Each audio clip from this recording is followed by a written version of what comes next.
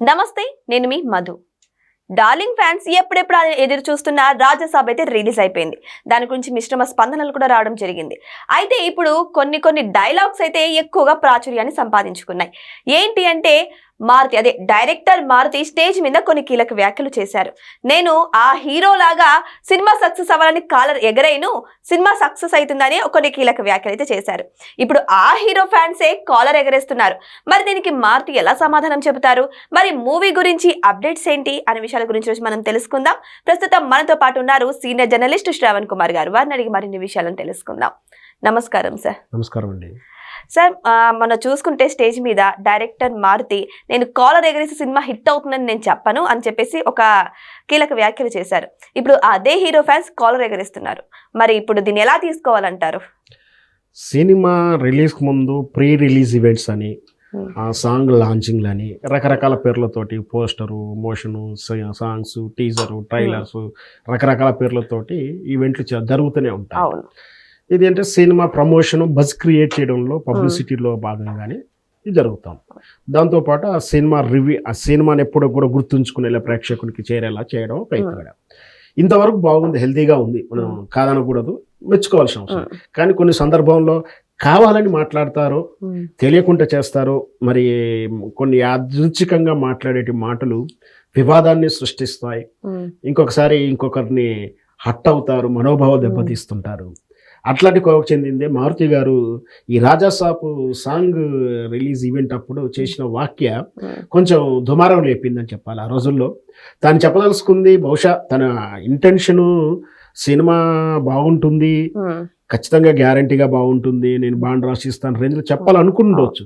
కానీ తన మైండ్లో అప్పటి వరకు ఉన్నటువంటి ఆ కంటెంట్ ఏమిటో, ఎందుకంటే కాలర్ ఎగ్రేస్ ఎలా ఉంటుందని గతంలో ఒక హీరో తాలూకు క్యాప్షన్లా మారింది ఆ డైలాగ్.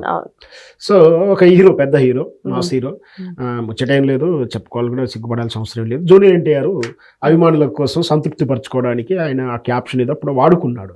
అప్పుడు అంత పెద్దగా పాపులర్ కాలే ఆ డైలాగు, పెద్ద ఇష్యూ కూడా కాలే అప్పుడు. కానీ ఎప్పుడైతే ఆ డైలాగును కోట్ చేస్తూ మారుతి మేము కాలర్ ఎగరేసుకుంటాం, అదే వేసుకుంటాం అని ఏం చెప్పము, కానీ సూపర్ ఉంటుంది అది. అంటే ఇప్పుడు చిన్న భార్య మంచిది అంటే ఆటోమేటిక్గా పెద్ద భార్య బాగలేంది అని దాన్ని ఇచ్చినట్టుగానే ఉంటుంది. ఆ రోజుల్లో చాలా విమర్శలు వచ్చాయి. హీరో జూనియర్ ఎన్టీఆర్ అభిమానులు కాస్త సీరియస్ అవ్వడం, రకరకాల ట్రోల్ చేశారు కూడా మారుతిని. ఈ మధ్యకాలంలో సోషల్ మీడియా ఫ్రీడమ్ ఎక్కువై మరి అభిమానులు కూడా రెండుగా చీలిపోయి ఆ సినిమా హీరోలని వీళ్ళు ఈ సినిమాలో ట్రోల్ చేయడం ఇవన్నీ చూస్తూనే ఉన్నాం. అయితే అది కాస్త 2-3 రోజుల్లో అదే ట్రోలింగ్ ఏదో జరిగింది, ఆ తర్వాత మర్చిపోయారు. కానీ ఇప్పుడు సినిమా రిలీజ్ అయినాక ఆ రోజు ఏదో కాలర్ అన్నారు కదా, ఇప్పుడు నిజంగా మేమే కాలర్ ఎగరేస్తున్నాం అంటూ జూనియర్ ఎన్టీ అభిమానులు ఇప్పుడు సెటైర్లు వేస్తా ఉన్నారు. అంటే వాళ్ళ ఉద్దేశంలో ఇప్పుడు వచ్చిన రాజాసేపు వాళ్ళు అనుకున్నంత సినిమా అంతగా లేదు. సో నిజంగా మా హీరో మా కాలర్ ఎగరేస్తే గొప్పతనం అన్నట్టుగా మారుతి గారిని ట్రోల్ చేస్తున్నారు. సరే, ఇప్పుడు సినిమా మొదటి రోజు 2 ఆటలు అయినప్పటికీ మనం సినిమా మీద డిసైడ్ ఫ్యాక్టర్ మార్కులు మనం ఏం చేయలేము. వాస్తవానికి అయితే డిబేట్ టాక్ వచ్చిన వాస్తవం.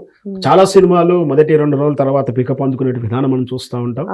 కొన్ని 2 వారాల తర్వాత పికప్ అందుకునే చిత్రాలు చూస్తాము. మొత్తం మీద సినిమా హై పిచ్ రేంజ్లో ఎక్స్పెక్టేషన్ ఉండడం అనేది ఈ సినిమా. ఎందుకంటే ప్రభాస్ మల్టీ లెవెల్ దాటేసి, అంటే మల్టీ లాంగ్వేజ్ లెవెల్ దాటేసి ప్యాన్ వరల్డ్ స్థాయికి వెళ్ళడం, వివిధ దేశాల్లో కూడా ఫ్యాన్స్ ఉండడం, ఓన్లీ తెలుగే కూడా ఆ దేశ లాంగ్వేజ్ అంటే మన చైనాకి వెళ్తే చైనా ఇట్లా లాంగ్వేజ్ ఫ్యాన్స్ ఉండడం, ఇంతమందిని అంటే దేశంలో కాకుండా విదేశాల్లో ఉన్నటువంటి మనుషుల అభిమానుల మైండ్ సెట్ను రీచ్ అవ్వడానికి కొంచెం టైం పడుతుంది. ఎందుకంటే వాళ్ళందరిని అర్థం చేసుకోవడానికి, అందరికీ సాటిస్ఫై అయ్యేలా కథను తయారు చేయడం, ప్రభాస్ను హ్యాండిల్ చేయడము, ప్లస్ బడ్జెట్ ఇవన్నీ కూడా ఉంటాయి కాబట్టి సో ఆ ఈక్వేషన్లో కొంచెం ఏదో గ్యాప్ వచ్చి ఉండొచ్చేమో. కానీ ఈ సినిమాకి బాగా బజ్ క్రియేట్ చేశారు కాబట్టి ఈ ఎక్స్పెక్టేషన్ తోటి సినిమాకి వెళ్ళారు. సో అంత అనుకున్నట్టుగా లేనప్పుడు అంత మాత్రాన సినిమా అప్పుడే ఏం పోయినట్టేం కాదు. సినిమా నాకు తెలిసినదైతే మంచిగానే ఉంది. సో ప్రభాస్ గారికి అయితే సంక్రాంతి బరిలో ఉన్నాడని నేను భావిస్తున్నాను. కానీ ఆ ఫ్యాన్స్, అంటే ఆ హీరో ఫ్యాన్స్ అయితే కాలర్ ఎగరేసేసి చెప్తున్నారు మారుతి గురించి. మరి ఇప్పుడు ప్రభాస్ ఫ్యాన్స్ రియాక్షన్ ఏంటి సార్? ప్రభాస్ ఫ్యాన్సే అండి ఎవరైనా సరే. సినిమా ఇప్పటికి వచ్చిన అదే నేను చెప్పుకొచ్చింది ఏమిటంటే బాగా ఎక్స్పెక్టేషన్తో వెళ్తాము. అంటే ఇప్పుడు చాలా చిత్రాల్లో మనం చూసాం, ఒక సినిమా సూపర్ డూపర్ హిట్ అయిన తర్వాత నెక్స్ట్ వచ్చే సినిమా చాలా ఫ్లాప్ అయిన సందర్భాలు మనం చాలా సార్లు చూసాం. సూపర్ స్టార్ కృష్ణ గారిని చూసినా, చిరంజీవి గారి దగ్గర నుంచి చూసినా, ఎవరి దగ్గర బాగా సూపర్ డూపర్ హిట్ అయిన తర్వాత ఆ నెక్స్ట్ సినిమా మీద అదే రేంజ్ ఎక్స్పెక్టేషన్ కానీ ఆ ఫ్లేవర్ కానీ అంత అదే కనిపిస్తుంటే అది కాదు ఏదని అనిపించినప్పుడు కొంచెం డిజాస్టర్ అవ్వడం కానీ డిసప్పాయింట్ కావడం జరుగుతుంది.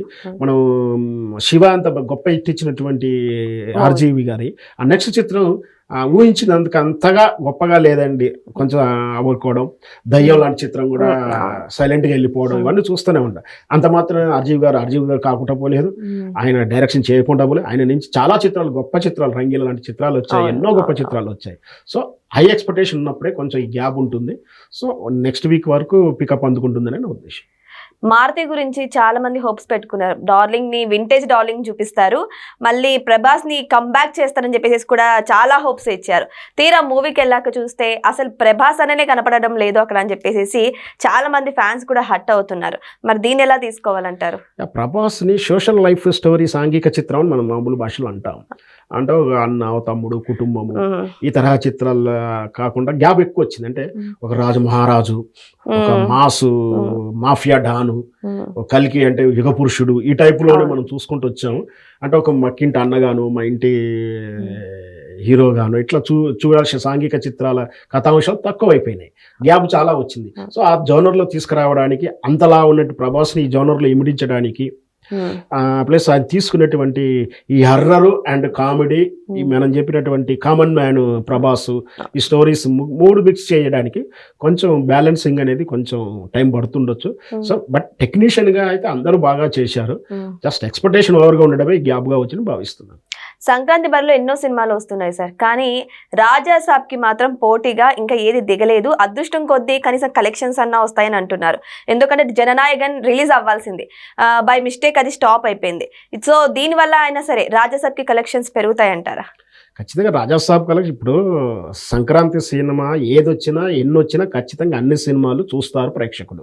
ఇది మాత్రం పక్కా. ఇది ఏంటంటే తెలుగు ప్రేక్షకుడు, సౌత్ ప్రేక్షకుడు సంక్రాంతికి వచ్చే ప్రతి సినిమా చూస్తారు. అందున ఒక స్టార్ హీరోది, మాస్ హీరో సినిమాని ఖచ్చితంగా ఒకసారి చూస్తారు.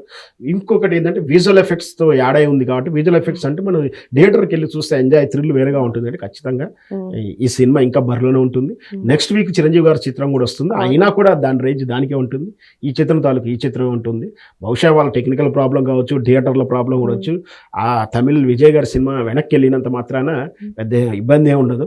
థియేటర్లు ఎందుకంటే ఉన్నాయే నలుగురు చేతులు, 5 చేతుల్లో వాళ్ళ ఓన్ చిత్రాలు, వాళ్ళ ప్రొడక్షన్ ఉన్నాయి కాబట్టి వాళ్ళకి ప్రయారిటీ ఇస్తారు. సో కాస్త ఒక నెల, వారం, 2 వారాలు ఓపిక పడితే మళ్ళీ థియేటర్లు ఫ్రీ అయినప్పుడు వాళ్ళ చిత్రం రిలీజ్ చేసుకుంటుండవచ్చు.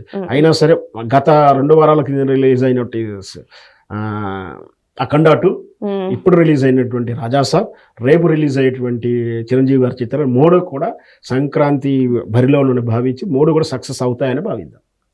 సో ఏదేమైనా సరే ఇప్పుడు ఆ హీరో యొక్క ఫ్యాన్స్ మాత్రం ఫుల్ ఖుషి అవుతున్నారు. మరి రాజాసాబ్ ఫ్యాన్స్ కూడా ఖుషిగానే ఉన్నారు. ఎందుకంటే మళ్ళీ డార్లింగ్ ని తిరిగి మనం స్క్రీన్ మీద చూస్తున్నామని వాళ్ళు కూడా మూవీని ఎంకరేజ్ చేస్తున్నారు.